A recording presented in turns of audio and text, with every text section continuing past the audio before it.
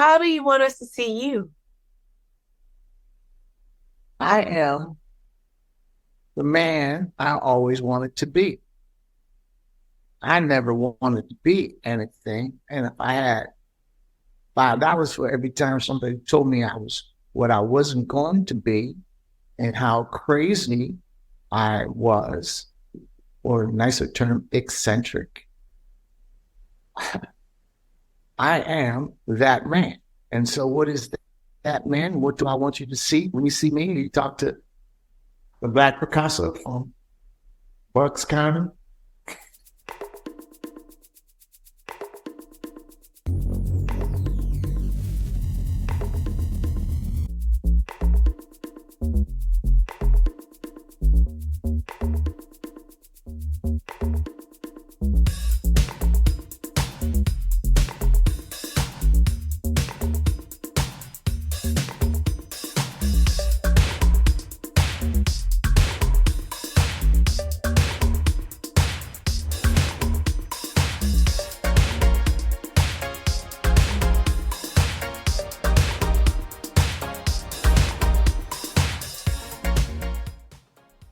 Hi, and welcome to another edition of King Crush Thursday, the series where we highlight and uplift Black men, because frankly, not too many people are doing it.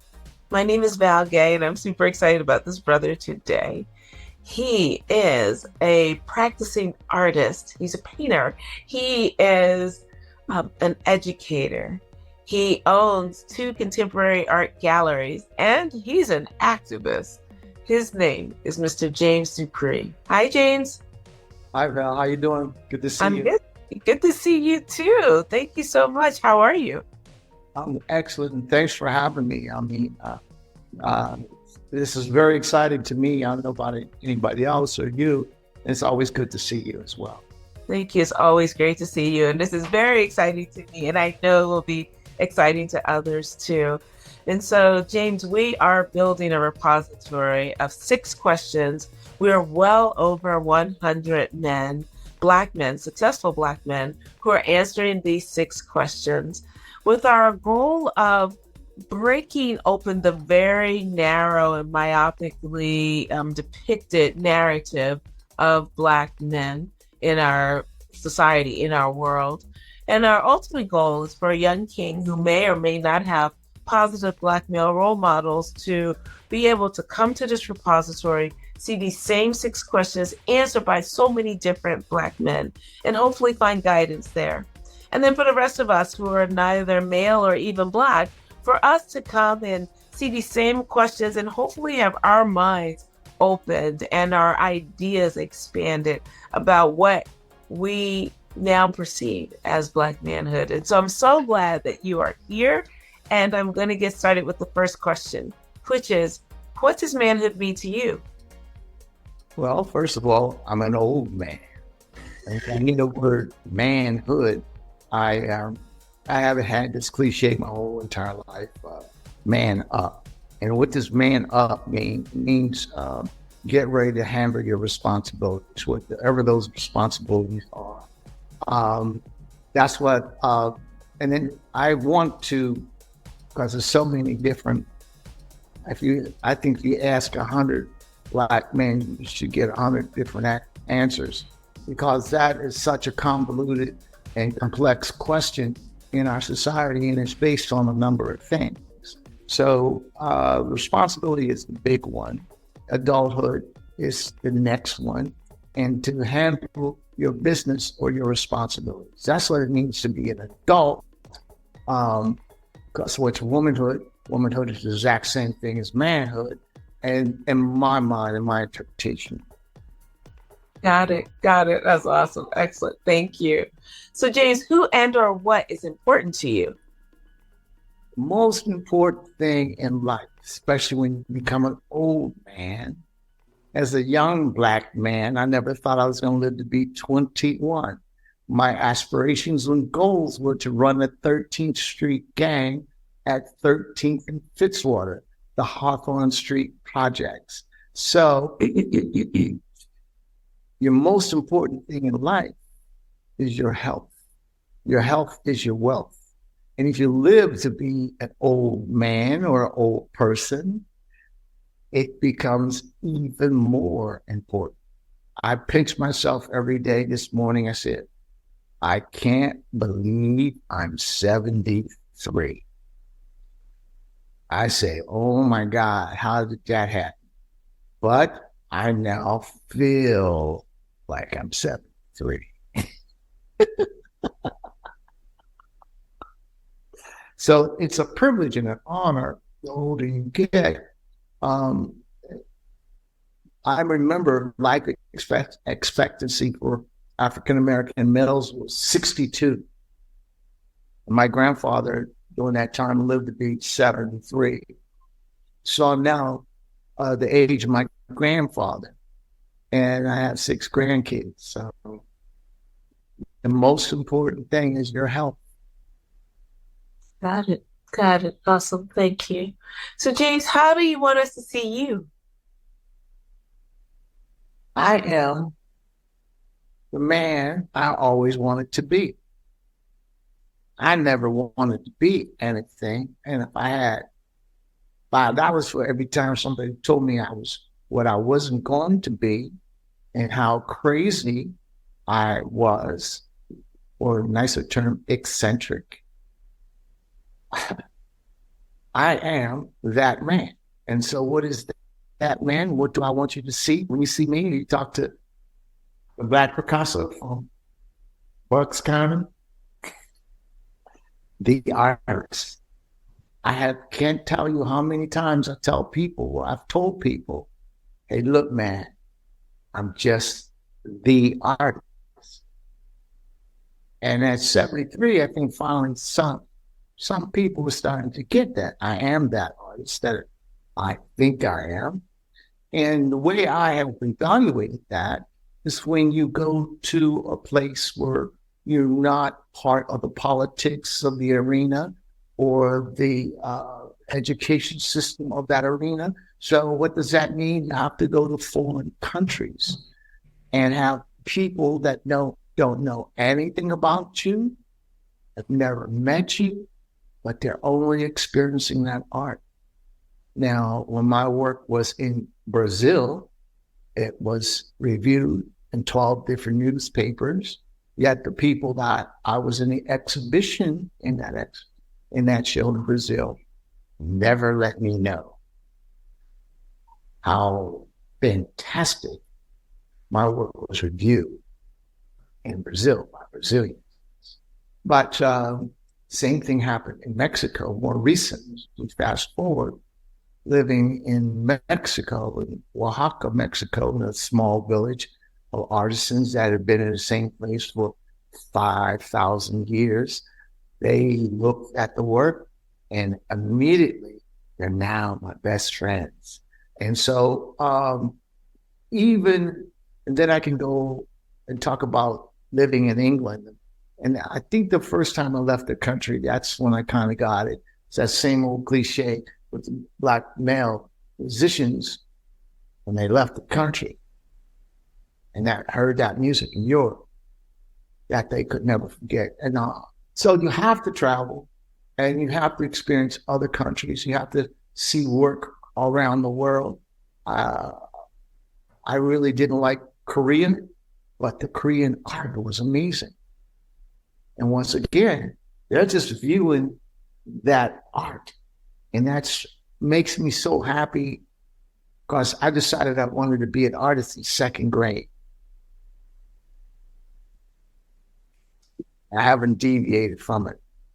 And I'm still dreaming bigger. That is amazing. That is so amazing. And that takes us right into the next question, which is, what is your epic dream? To be world famous, global. My work seen around the world, not the country, not myopic political art arena of Philadelphia. You have to leave. The prophet has to leave the land, our own land. You have to be viewed with honesty, sincerity, integrity. And you can only do that where people don't know anything about you. And they're only experiencing your creativity, whatever that art discipline is. Now, you sing, you know when you miss that note. And sometimes you have to be somewhere where people are not enamored with your arena. And that's why it's so amazing. The goals that I see that I have planned for what little time I have left on the planet are universal. Yeah, that's beautiful. That's awesome. Thank you. Thank you so much. So, James, question number 5. I think you've been answering it all along implicitly, but I'm going to ask you explicitly. Mr. James Dupree, who are you? Um, I'm successful. I'm talented. I'm a workaholic. I'm a visionary. I'm a loving, giving spirit. I'm a person that wants to bring about change to the world. And like I said, I'm a man I always wanted to be. And at 73, that's saying a lot. I was all, I'm in the fourth quarter running the ball, and it's all behind me. So whatever mistakes I've made in life, when I turned 70, I finally forgave myself and everybody else. I decided, I have everything. I've done a lot. And those that have betrayed me and have done things against me and felt ill about me, didn't support me, it's irrelevant in order for me to achieve the gifts that I see that my talent deserves. And you have to let go all that stuff in the past. You have to let people go so you can open the gates for all the stuff that happened to me. I lived in hell for about 7 years. And so my other motto is, once you escape the devil, in order to you receive your fortunes, you have to let go. All that guilt, all that animosity, all that anger. I literally was angry up until I was 70,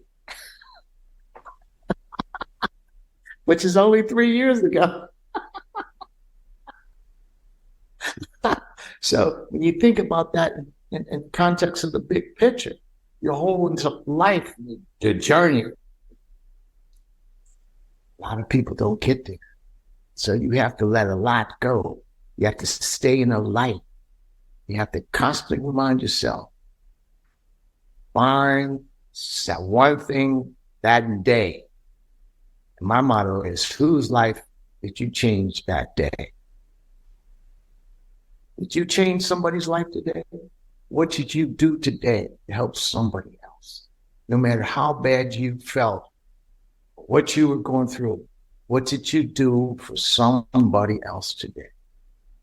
And we have to do that. It's going to take us creative souls to bring about this change in this horrible time that we're all going through. Yes. Here, here, here, here, here. Thank you. So here we are already at question 6, which is there anything that I should have asked you that I didn't, or you wanted me to ask you that I didn't? In other words, what did I miss? What am I doing today? And what am I creating today? Now, what am I doing? I'm waiting for you to ask. Okay, so James, what are you doing today? What are you creating today? Today, this exact day, I have finally figured out how to make large-scale sculptures up to 60 feet using Atelier Technology, a center out there, which used to be Johnson & Johnson over at Grounds for Sculpture. So I have spent an exorbitant amount of money to get a a digital print out in 3D to build sculptures at that scale. So I have this dream to build this monumental sculptures that can go around the country, around the world, that people can walk through and be in infinity. So I'm very proud of that idea and the concept. And then the next thing is large scale installations to bring about change, and to create, your greatest hire will last 3 to 5 seconds. So I want to make installations, artwork that is visceral enough to create a situation that lasts 3 to 5 seconds, an experience that lasts 3 to 5 seconds. Yeah, that joke, that note, you hit that note. She didn't just hit that note, did she? That's the 3 to 5 second thing. So yeah, that's where my head's at, and that's where the work is at. So we're developing it right now, and then I decided, if I stay on the planet long enough to create the vision to make the work, how am I going to support this new habit that's going to cost millions of dollars? So I'm working on it too. Marketing. That is amazing. Oh my goodness. I'm so grateful that I know you.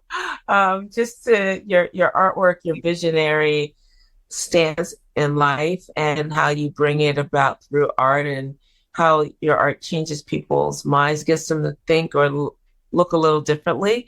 I love that piece that's right behind you. I love how you're always evolving and your work is evolving. So I can't wait to see your 60-foot statues, sculptures. That's amazing. We're going to get to we're right now only at 24 inches in the developing process. And I got to find the money to start making the 6 to 8 foot pieces, which will be impressive enough. And in fact, I want to work with these companies that produce green products that look like various things. And so we got a lot going on. And I got this nice young lady that is a workaholic. At least I'm trying to get her to be a workaholic. But that's incredibly smart and kind of keeps me in check and makes sure that I'm on point when I show up. So I now am at the point I have decided I need a person that can manage me, but that I trust, because what I want to do,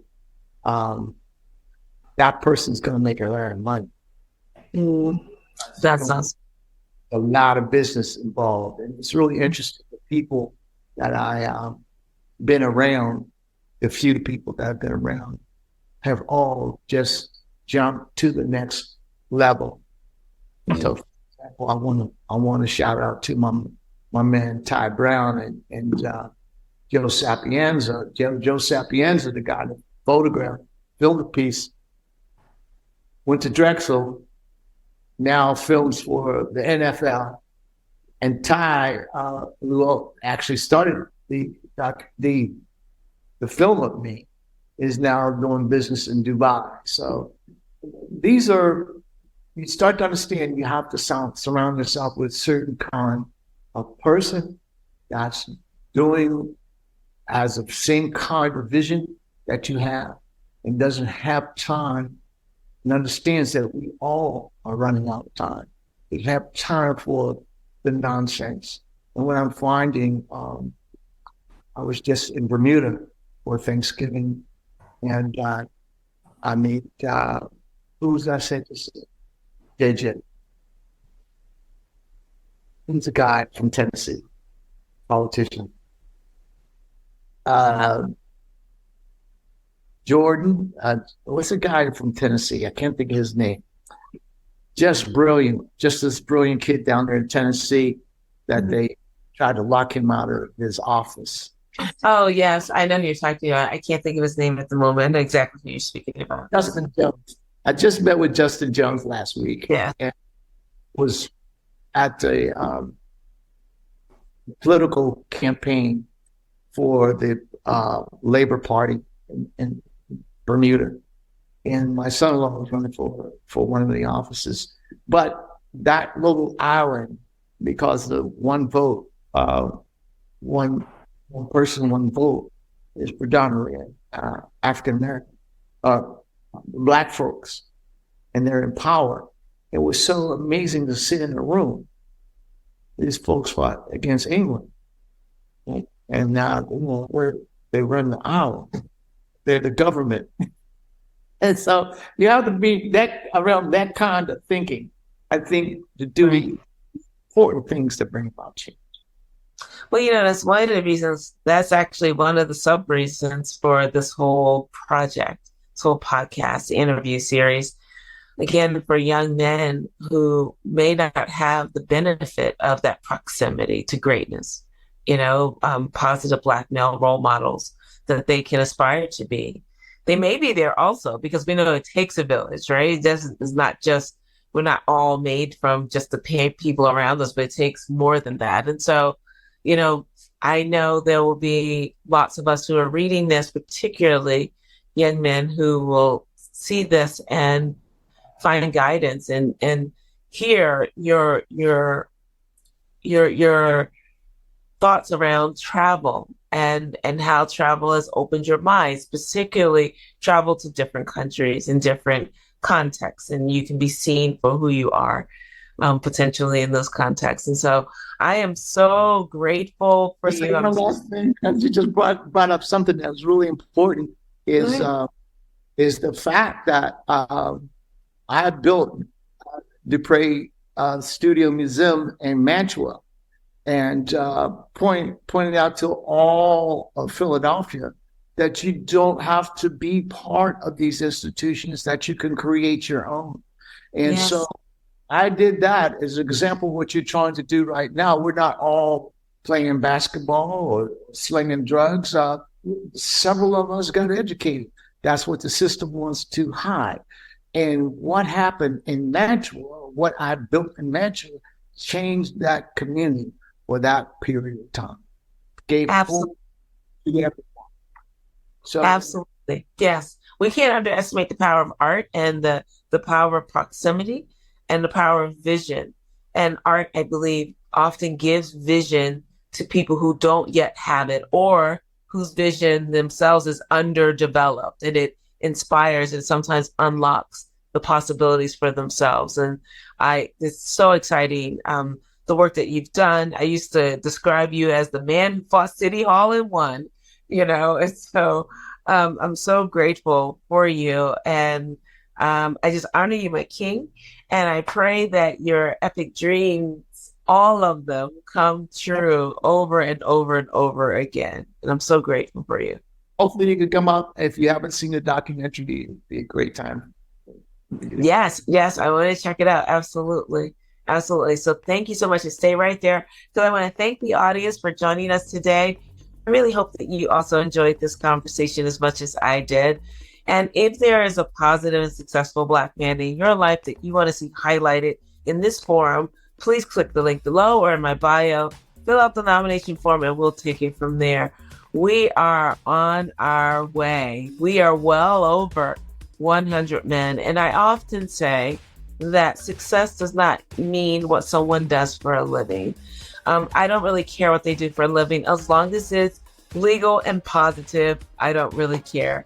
What I really am interested in is the character, the content of the man's character, and the impact that he's having on his community, be it the nuclear family and everyone else. Those are the brothers that we want to contribute. And as James said, we can talk to 100 brothers and we have 100 different answers. And that's exactly right. Just like snowflakes, no two brothers are alike. And so this is a great opportunity for us to continue to expand our minds and to just see the humanity that is around us. And so please stay tuned next week for yet another amazing king. And in the meantime, please remember to spread love and have a great day. Thanks so much. And James, thank you so much. That was really wonderful. Thank you. Peace, and thanks for having me. Absolutely.